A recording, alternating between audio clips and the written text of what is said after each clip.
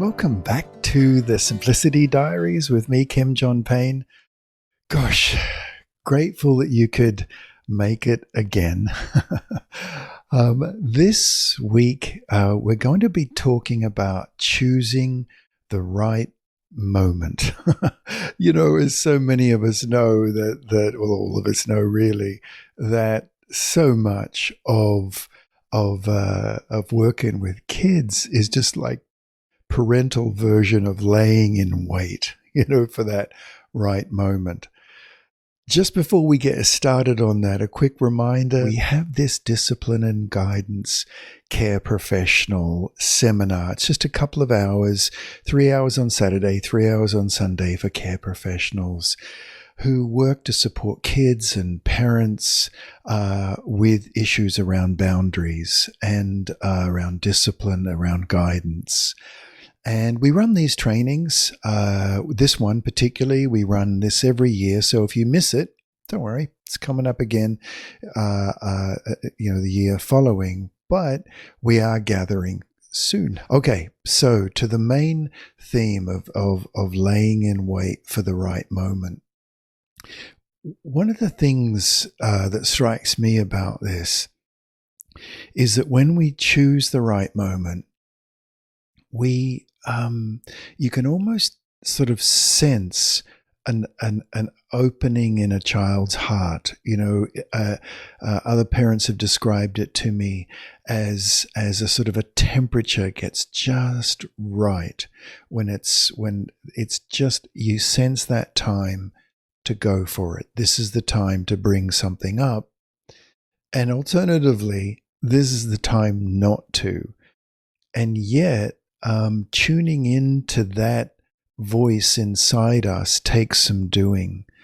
And I'm suggesting that maybe over the next week or two, you take a moment to really tune in particularly when you're about to give a child, a tween or a teen, a direction, an instruction of some sort, that you take that couple of heartbeats, those few seconds, and you just like, time check. Right moment?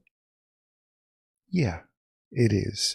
You run that check, because we get used to, in the day-to-day, just flow, just moving on of the day, just to be able to say, hey, this needs to be done, that needs to be, can you get that? Hey, what about? And it's when parents, myself included, but when the parents I work with really start tuning in and set themselves a little bit of a project, really, action-based research, that before any instruction, you pause and say, right moment? Because there is a sort of right instruction, right moment. That's right at the top of the list. That's a number one. And then there's like a 2, which is the next down. A 2 is right instruction, but wrong time. So you're saying the right thing, it's fair enough, but your timing was just that bit off. And then 3 is sort of wrong instruction, wrong time. It was just a weird thing to be saying to your kids. And we all know that one, right? Now, most of us get in that secondary, in that 2 range a lot. It is the right thing to say, when you reflect on it. Yep, that was okay to ask, but the timing wasn't good. And that, in those moments, I think we can back it on up. If we get it wrong and we get a lot of pushback and it becomes clear to you, gosh, that wasn't the right time. Then to be able to not, back off completely and, just beat ourselves up, or get angry, defer, basically project, or we got it wrong, so now I'm going to get mad, that kind of thing.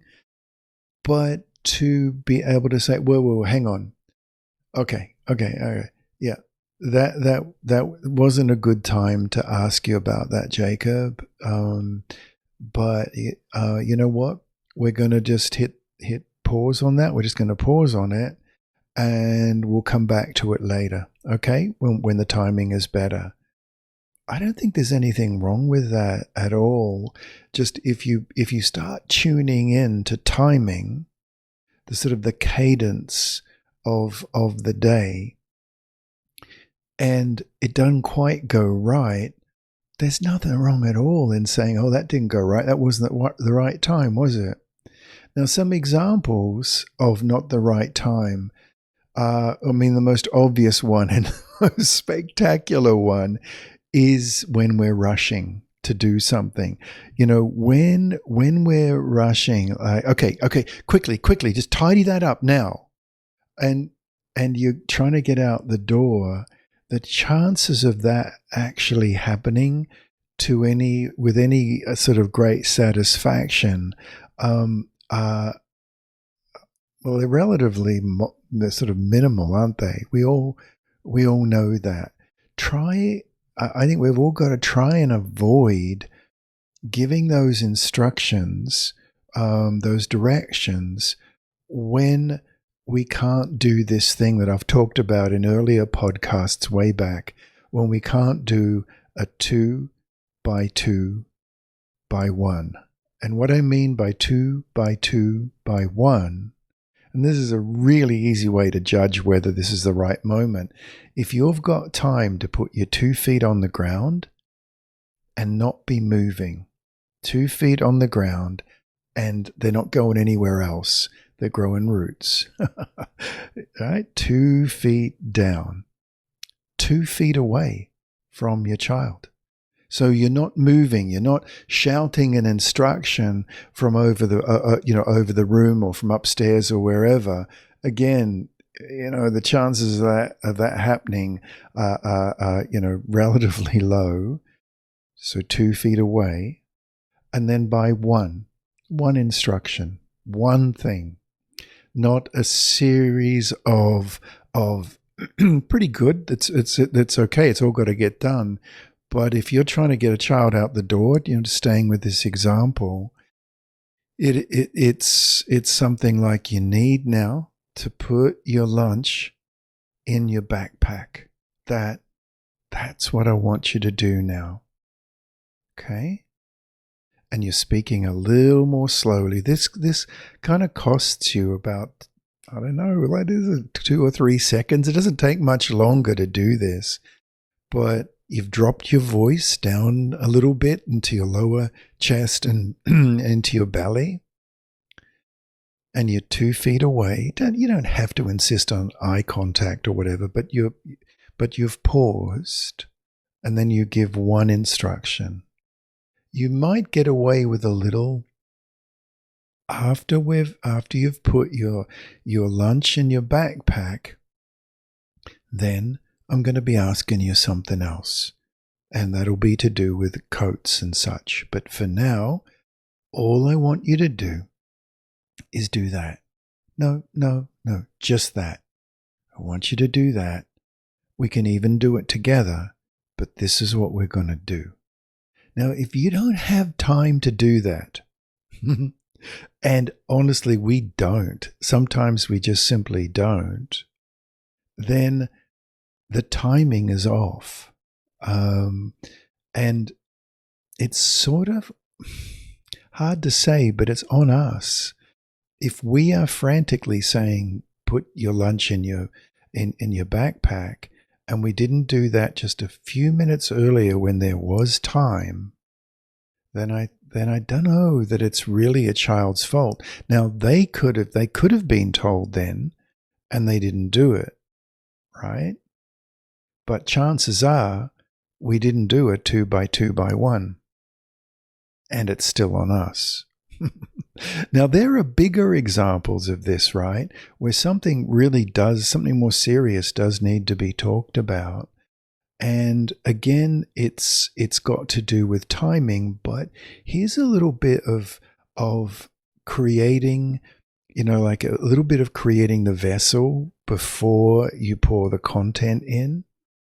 I think in those moments where you got to talk to you about the teacher's rung from school, or something's, you need to talk to them, right? Something's come up. There was some pretty disrespectful behavior or aggressive behavior towards a sibling, or very fresh behavior towards yourself when you were trying to get supper on the table, and just really unhelpful stuff. Is to be able to say in those moments, hey, we're gonna have to talk. I got something we need to just chat about, and we'll do it after dinner. It's a good time after the belly is full and blood sugars are balanced. But after we clear supper away, I want to just have a few minutes, not long. And this is important, not to have a kid think you're going to go on and on, but just a few minutes. And I want to check in with you, okay? And a child will go, like, what? Why can't we talk about it now? Like,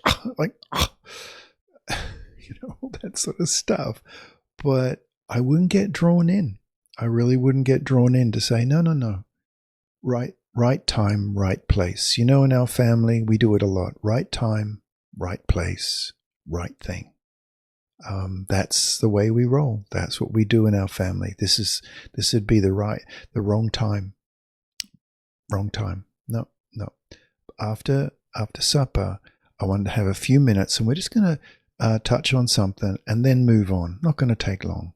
I think that's really important. We're gonna I want to talk to you about something, so we just briefly, so we can move on. A lot of kids like that, right? So we can move on. And so that then stands a much greater chance of being a 1, right time, right place. And also a child's not, a tween or a teen is not doing a project. They're not wanting to go out and shoot hoops, ride a bicycle. They're not doing all kinds of other stuff. You've made the container, you've created the space, and now you're moving into it.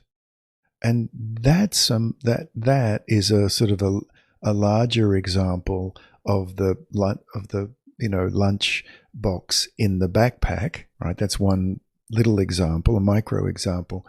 But one for a bigger event, when you really do need to talk about it, that has to do with create the container and then speak into it in a big way. The lunchbox example was still creating a container and then speaking into it, because it's a 2 by 2 by 1. Now, in all these situations, it's best if you can do it in an undistracted way. Now, I know this one is really tough, right?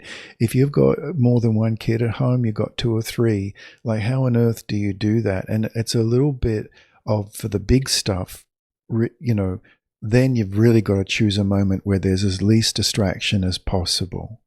Doesn't mean it can just be a one-to-one conversation, but if you're speaking right time, right place, and you've got a little kid, you've got a younger one come up, you can put your arm around their shoulder, give them a little side hug, draw them in, and still be speaking to your other child. They'll want to be, if they want to be close to you, they want to be with you. It's not just, saying to them, just give me some space, please. I'm talking to your brother, because that then raises the temperature for everyone, right? But it's just draw them in. And if it's not, conversations around lunch boxes or, whatever, that doesn't need to have private space. Like, I don't know, I'm guessing 5, 6, 7 out of 10 times another kid can come and lean up against you and be a part of that, because why not? You're having you're doing just an ordinary conversation. You're putting some boundaries in place. You're showing good timing. It's all good. It's not private, like, super private. However, if it's a really big deal, then we are going to have to choose a time when there's going to be as least distraction as possible. And that's not easy to do, but that will ensure that you get a 1, right time, right place. So I hope that is helpful, because when parents have really worked on this and said, okay, for this next month, I'm going to focus on tuning in and getting stuff at the right time. That's what I'm going to do, because I want to model that for my child, my tween, my teen. I and I want to have less of this hurried conversations with kids that don't go so well. So right time, right place. Try as best we can to get that moment right. Okay, I hope that's helpful. Bye bye for now.